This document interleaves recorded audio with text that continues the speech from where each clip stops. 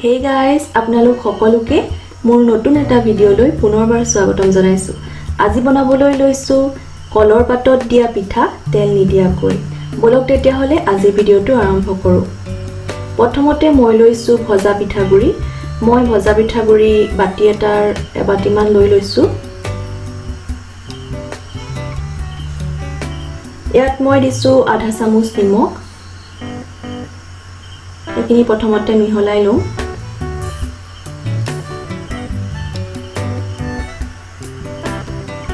ইয়াৰ পিছত মই অলপকৈ পানী দি এইখিনি খানি লওঁ। যেনেকৈ আপোনালোকে আটা গুৰি মথে ঠিক তেনেকৈ এইখিনি ধুনীয়াকৈ খানি এটা লাৰু বনাই লওঁ। পানী অকণ সৰহকৈ লাগে কাৰণ যেতিয়া আমি ভজা পিঠাগুৰিত পানী দিওঁ এইখিনি পানী আকৌ শুহি যায় আৰু পিঠাগুৰিখিনি যেহেতু ফুলি যায় অকণমান পানী সৰহকৈ লাগে। মই ইয়াত 1 গিলাচমান পানী ব্যৱহাৰ কৰিছোঁ। এইখিনি ধুনীয়াকৈ সানি লওঁ। এয়া চাওকচোন আটাগুৰি যেনেকৈ মঠে তেনেকৈ কৰিছোঁ আৰু এয়া চাওকচোন হাতেৰে দেখুৱাইছোঁ। বেছি ডাঠো হ'ব নালাগে, বেছি পাতলো হ'ব নালাগে। মই যেনেকৈ দেখুৱাইছোঁ ঠিক তেনেকৈ। আৰু এটা কথা, নিমখটো হৈছেনে নাই অকণমান খাইও চাব পাৰে।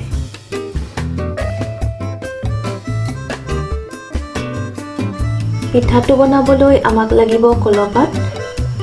সেইকাৰণে কলপাতখিনি ধুনীয়াকৈ ধুই ল'লোঁ। যোনখিনি মই পিঠাগুৰিৰ লাৰু সানি থৈছিলোঁ তাৰ পৰা অলপমান সৰহকৈ লৈ হাতেৰে এনেকৈ গোল কৰি অলপ হেঁচি দিম।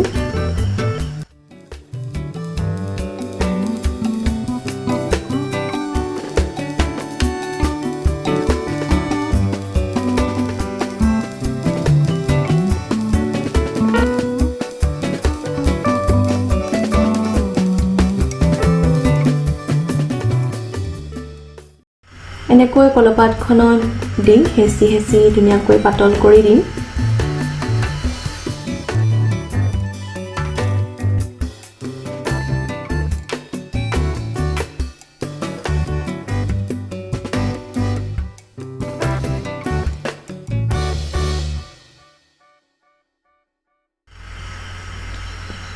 এটা কথা মন কৰিব, কলপাতখনৰ এটা সাইডে কৰিব যাতে আনটো সাইড আকৌ মুকুটাই দিব পাৰে।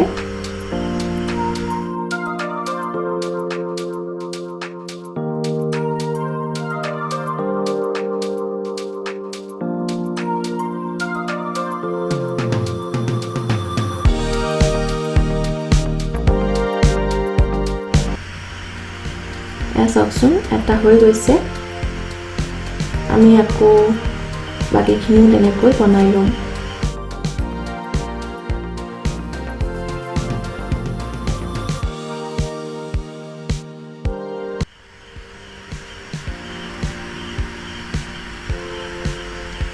এতিয়া টেৱাখন গৰম কৰি ল'লোঁ। কলপাতত বনাই লোৱা পিঠাখিনি ইয়াত দি দিম আৰু যেতিয়াই কলপাতখন এটা সাইড পুৰি যায় আনটো সাইড আকৌ লুটিয়াই দিব। আৰু এটা কথা, জুইটো আপোনাৰ মতে কমাই বঢ়াই থাকিব পাৰে।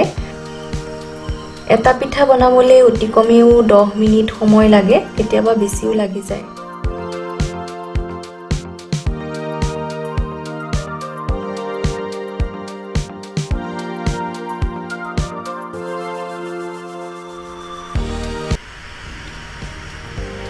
কলপাতখন পুৰাৰ লগে কলপাতৰ ধুনীয়া গোন্ধ এটা নাকত লাগি যাব আৰু তেতিয়া আপোনাৰ পিঠাটো হৈ যাব।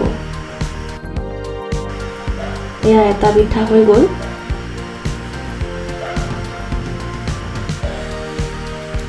ঠিক তেনেকৈ আমি বাকীকেইটাও কৰি লওঁ।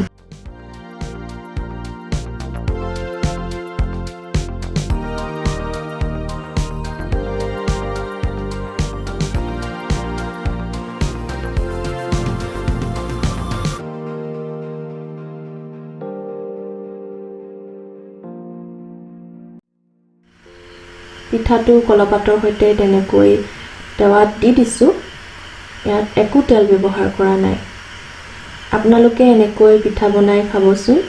একাপ চেনি দিয়া লাল চাহৰ লগত এইটো পিঠা খাবলৈ বহুত ভাল হয়। আপোনালোকে বাৰু এনেকৈ পিঠা খাইছেনে? কমেণ্ট কৰি জনাবচোন।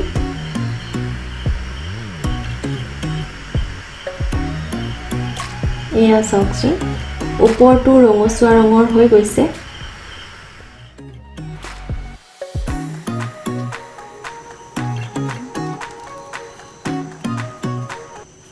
এয়া মই ভাঙি দেখাইছোঁ।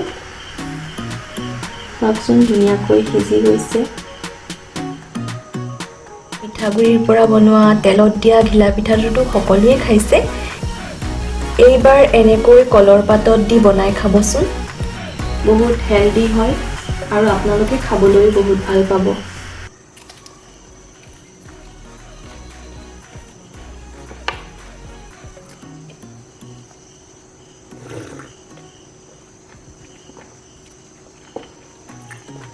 খাবলৈও বহুত ভাল হৈছে। আৰু এটা কথা, আপোনালোকে যদি ইচ্ছা কৰে এইটো পিঠাত ৰং ব্যৱহাৰ কৰিব পাৰে। ফুড কালাৰ হওক বা বিটৰ ৰস হওক বা হালধি গুড়ি আপোনালোকে ইয়াত দিব পাৰে। কিন্তু মই এইটো পিঠা একেবাৰে থলুৱা পদ্ধতিত বনাইছোঁ, একেবাৰে স্বাস্থ্যসন্মত।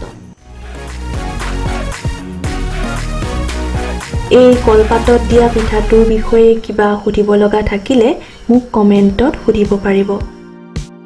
যদি ভিডিঅ'টো ভাল পায় প্লিজ লাইক, শ্বেয়াৰ আৰু ছাবস্ক্ৰাইব কৰিবলৈ নাপাহৰিব কিন্তু।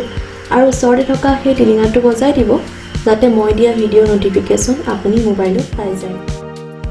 ভিডিঅ'টো সম্পূৰ্ণকৈ চোৱাৰ বাবে ধন্যবাদ। আজিলৈ আহোঁ তেন্তে, বাই বাই।